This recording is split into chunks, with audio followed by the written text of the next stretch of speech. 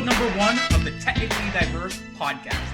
Today we're going to introduce all the members of the Quadcast crew. I'm your host, Jordan.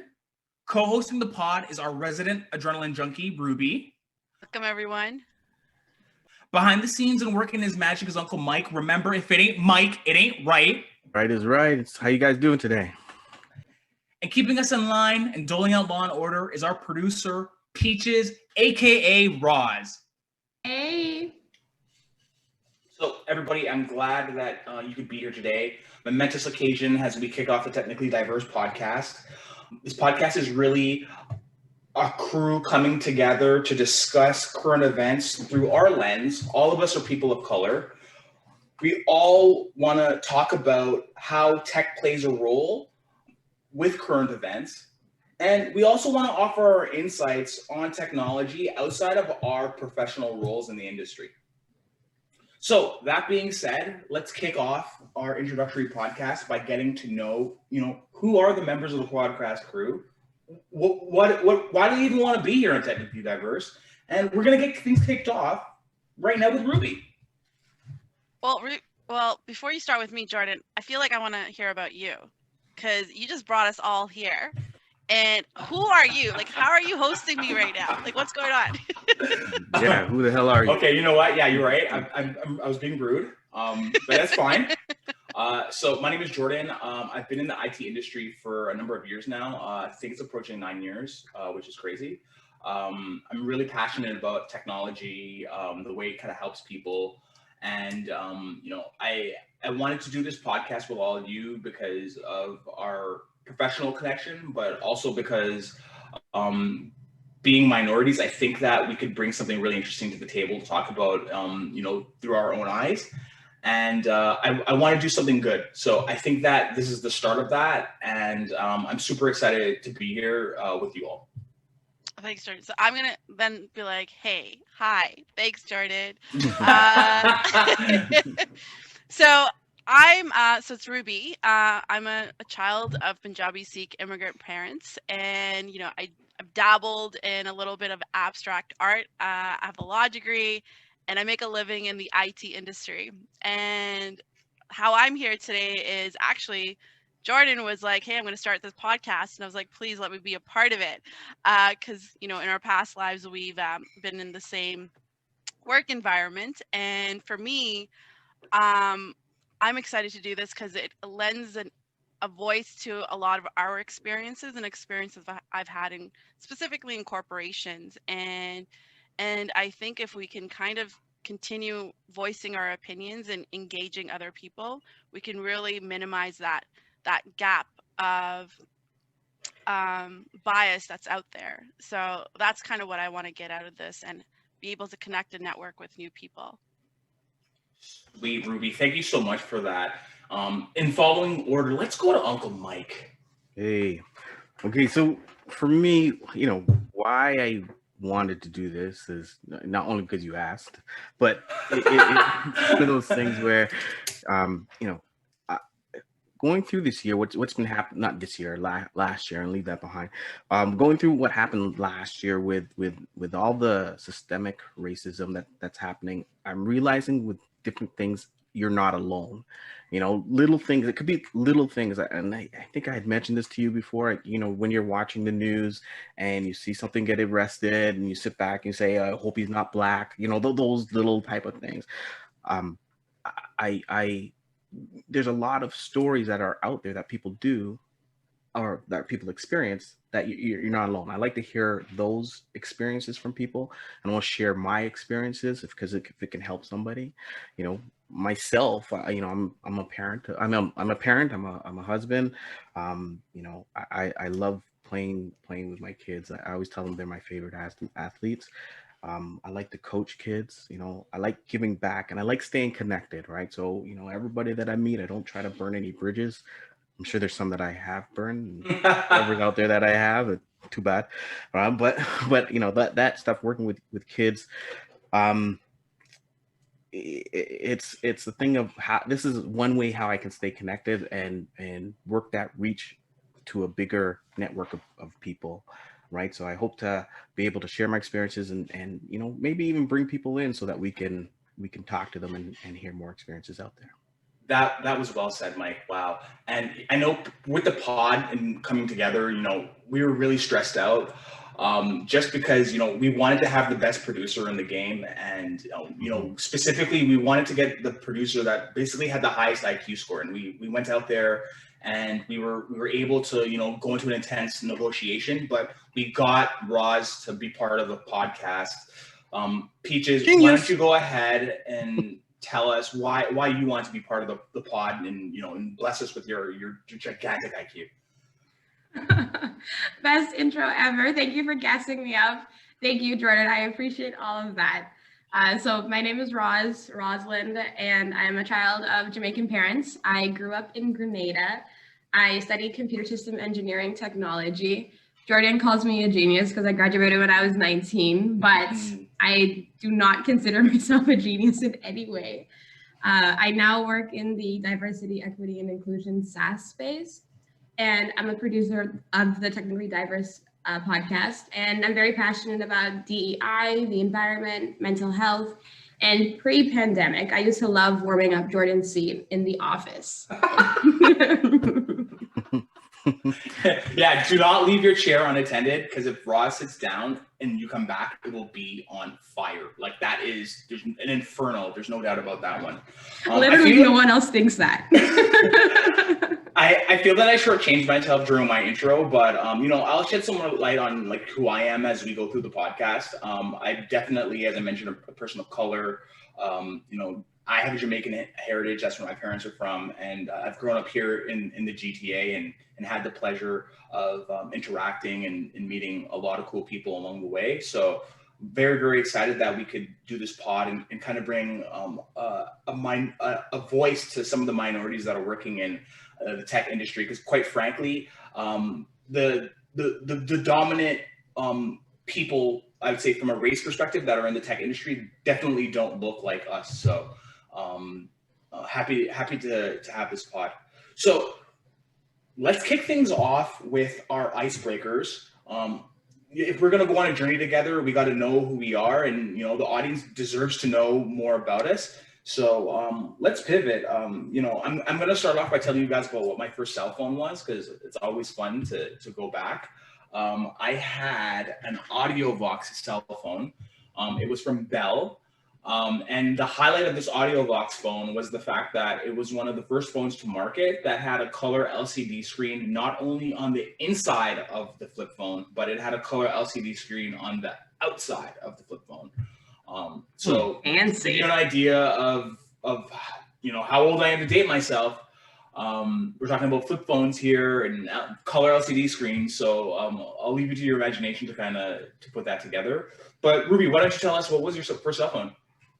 So I don't know the specs like your phone. All I know, it was a Nokia, and it was small. Like back in the day, I think you prided yourself on how small your phone could be. And now I fully well have a tablet in my hands all the time. But a funny story I'll say about my phone is, a lot of people in high school had their beepers and were starting to then get cell phones. And I was not allowed to have a cell phone. So I would think on the DL, should I go get a beeper so people can contact me? But I never got to that. And I got my first cell phone when I started university. And that's when I was allowed to have one, but it was small. So that's all I'm going to say about that. It's like every Nokia phone ever. A small candy bar Nokia phone. But yeah, that's every Nokia phone from 1998.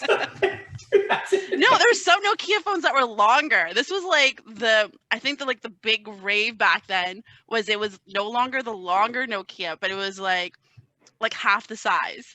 I remember those. I was actually working at Bell at that time. So Mike, what was your first cell phone? So you said you were dating yourself. So I got a cell phone in my last year of college, right? Because I started to work for on the side for this company, and they gave me a phone because they wanted to be able to get in touch with me, right? But the only thing carrying this phone around, it was huge. It was a brick phone, right? So those old Motorola ones that I think you used to see back in 1990, because this was 1990.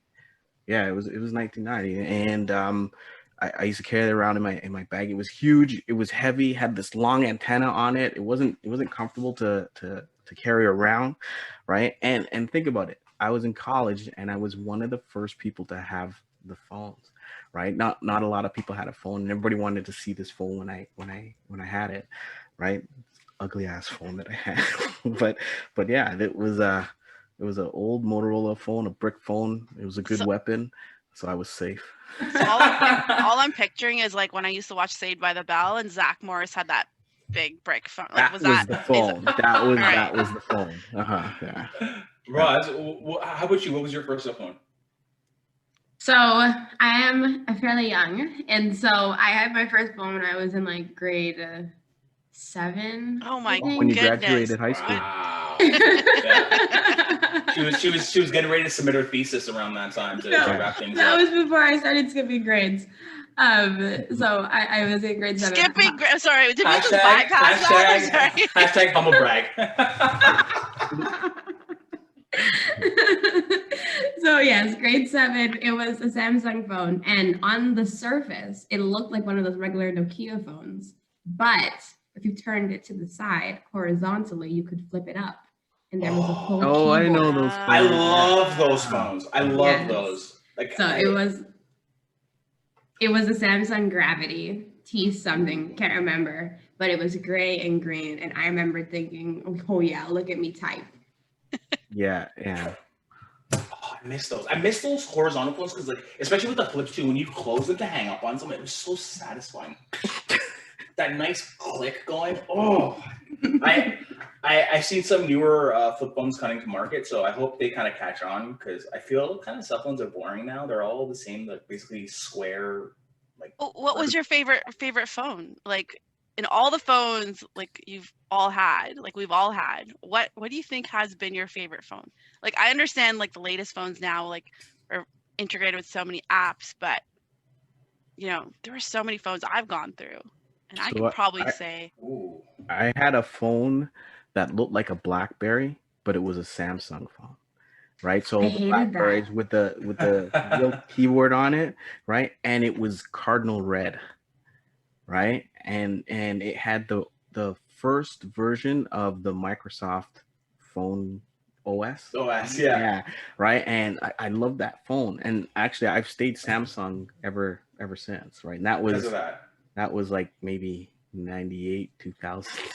Talk about brand loyalty. Yeah. Ruby, like you, I had this really memorable Nokia, but it was when they started to make them actually bigger, because I think at this point everybody was thinking that the BlackBerry was the thing to copy. So it was like this Nokia device that kind of looked like a BlackBerry, but it had a super square screen, and the body of it was made out of like aluminum, so it had this nice feel to it. And I remember it having an app store and a full keyboard to be able to type. I felt like such a badass with this phone.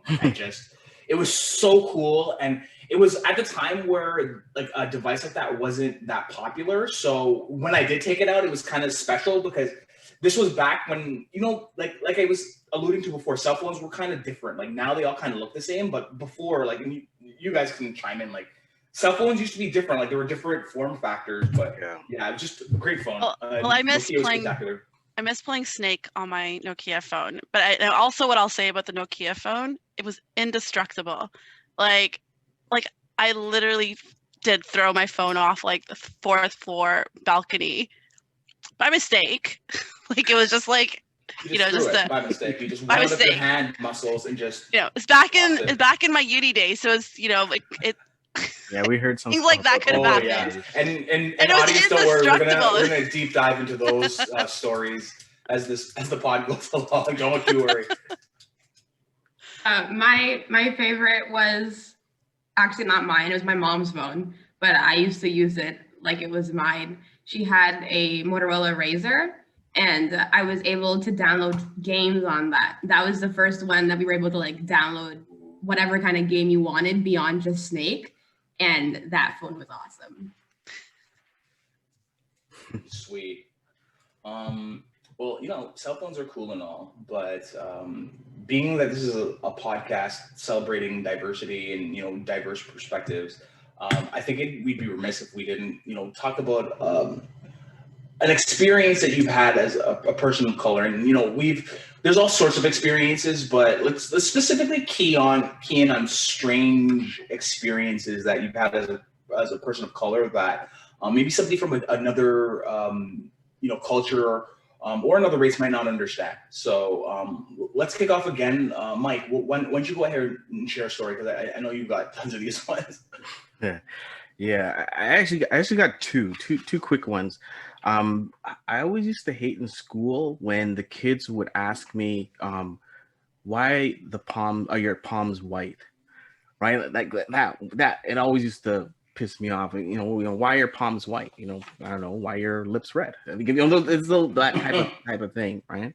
As I got older and had kids, I was at daycare one time, and you know, I was picking up my son, and this Asian kid came up to me, and he was just standing there looking at me. He was just looking up. I said, hi.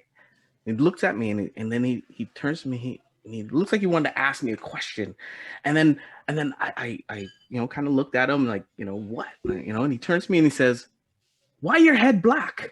Right? Right? And I said, "What?" He goes, "Why is your head black?" And, I was like, he kind of stumped me, and I was like, so I was really just said, you know, because I was born that way. But I actually thought of it afterwards, and I thought, well, you know, kids are real true. They tell you what they're thinking, and I was kind of glad that he had the courage to come up and ask that question, and then not think of something for the rest of his life. You know, so those are kind of, you know, there's more, but those are the two that kind of come to mind. I'm just baffled by why your hands, you're like white. Like, yeah, that one always gets to me. Because we all have that. About ashiness or the actual color of your palm? No, not ashy. My hands aren't ashy. It's the color, though. You know, why they white? You know, put your hand out. Because I think all of us people of color have that shade, like two different shades. Because like the tanned and darker, like, and then the palms being, you know. People of non-color have it too, really. That's So Roz, what's been your weird experience? Because you've got that with you. Yeah, so seeing as I spent most like all of my like teenage years in Grenada, which is like 90% Black, I didn't experience any weird POC moments, or as many weird POC moments until I came back to Canada. And at a workplace once, I usually transition my hair between like natural. I might wear a wig one day, I might like do braids the next day. And the week before, I had my hair, I was wearing a straight wig. And then the following week, I had my hair in like a high puff, like all of my hair out. And a lady walked up to me and she was like, "Oh no, you changed your hair back. I liked it so much better when it was straight. This is like, eh." Ooh. Oh no. Oh my gosh. Ooh. I couldn't even like find words to have a reaction. I just looked at her like I was blinking. My jaw, I'm pretty sure, was like, my mouth probably like agape. And I looked at the people beside me, and just to make sure that everyone else heard the same thing that I heard. I'm like, I'm not gonna get angry. I'm just gonna walk away. Okay, bye. It's always funny when you look to the side to like, is this? Yeah. Did you what? Just didn't. Really? Yeah. Oh man, Ruby, how about you? What's your experience? So I was thinking about this, and this is the time when I was actually studying in Australia, and I was sitting at a bus stop, and I was sitting next to an older white lady. Like, she seemed sweet, and she said, "Go back." She said, "Go back home," and I was thinking maybe she was referring to, because I was so naive. I was thinking maybe she's like thinking I'm getting on the wrong bus. I'm like, no, I'm not going home. I'm going to the mall. She's like, your people need to go back home. I'm like, oh, you're being racist right now. I'm like, I was like, well, where would you like my people to go? I'm like, my people have been in Australia as well since like, you know, early like what 1910, 1901. And I didn't know what to say to her because it was just so like, especially when I thought she was just trying to be nice to get me on the right bus, but she was actually just saying, get the hell out of here. That is so aggro.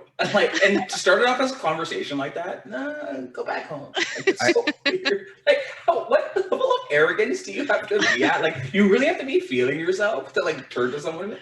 And then I think at that time, like sometimes you just don't even have a response. Like to Ross's point, like it's just so baffling. It catches you off guard. You're just like, well, I'm lost for words.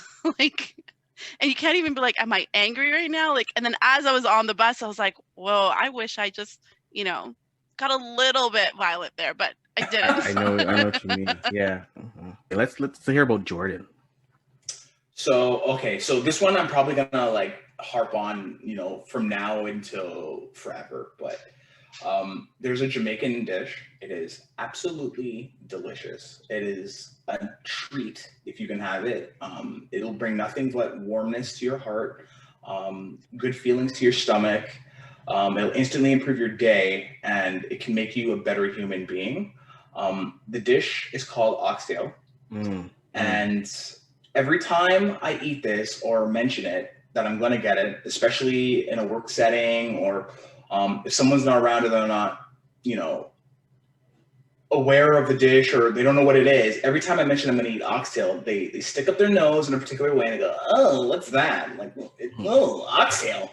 And it really irks me because it is absolutely delicious. And beyond the food stuff that you talked about, like there's general rules, like don't comment on a dish unless you've tried it. But a lot of people do about this because they hear oxtail. They're like, oh, you're eating the tail of an ox? Like, oh, that's weird.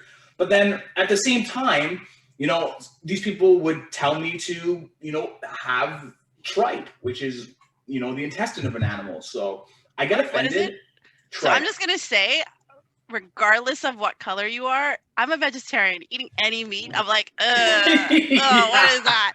So now you're telling me what tripe is? I was like, I've never heard of that. So oxtail isn't tripe. So oxtail, it's literally, it's just beef. So if you're eating it, if you've ever had Korean short ribs, it's almost like that because I've never had Korean short ribs. Oh yeah, well you haven't. Obviously you haven't.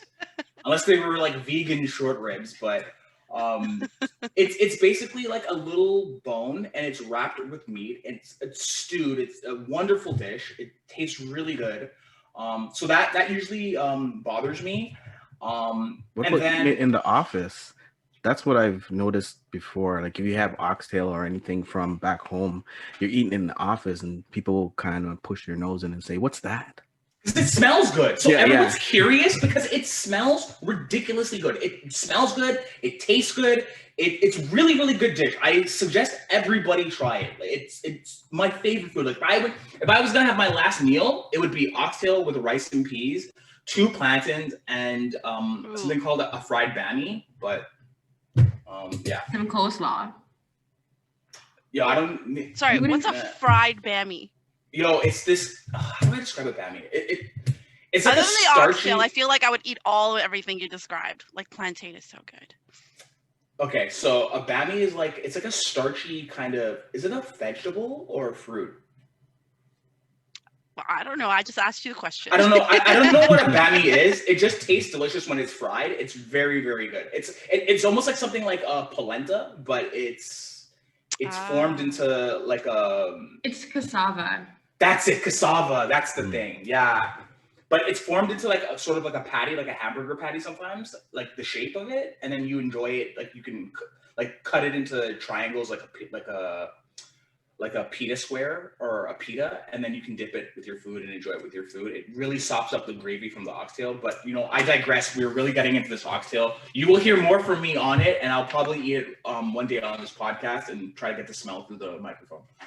But sorry, Jordan, I'm just going to say one thing. Like, we're talking about food, but you just really bring up this whole other kind of idea of like culturally what we've grown up to eat and how, because you just triggered a memory from kindergarten saying like when I was taking like my home meal, and then I'd feel like, you know, kind of odd about eating it because other people were like, what is that?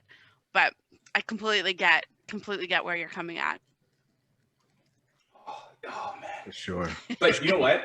I'd like to thank you for joining us. This has been a snippet of the banter that you can expect to hear from the Quadcast crew. Going forward, we'll be having deeper conversations about tech, current events, and we'll also be bringing you this through the eyes of people of color. We'll also be inviting some super special guests to join us and jump in on the banter. So hit subscribe so you don't want to miss out, because what we have planned is a really thought-provoking experience. You can also connect with us on our various social platforms. So on Twitter, we're at TechnicallyD. On Instagram, we're at TechnicallyDiverse. And if you prefer to watch, we do have a YouTube channel that shares the same name. So you can follow us at TechnicallyDiverse on YouTube as well. Any ideas? If you do want to send us something, please do. Our email address is technicallydiverse@gmail.com. Thank you so much for listening. Live long and prosper. This has been the Technically Diverse podcast. Remember to hit subscribe on your favorite podcast app so you never miss an episode.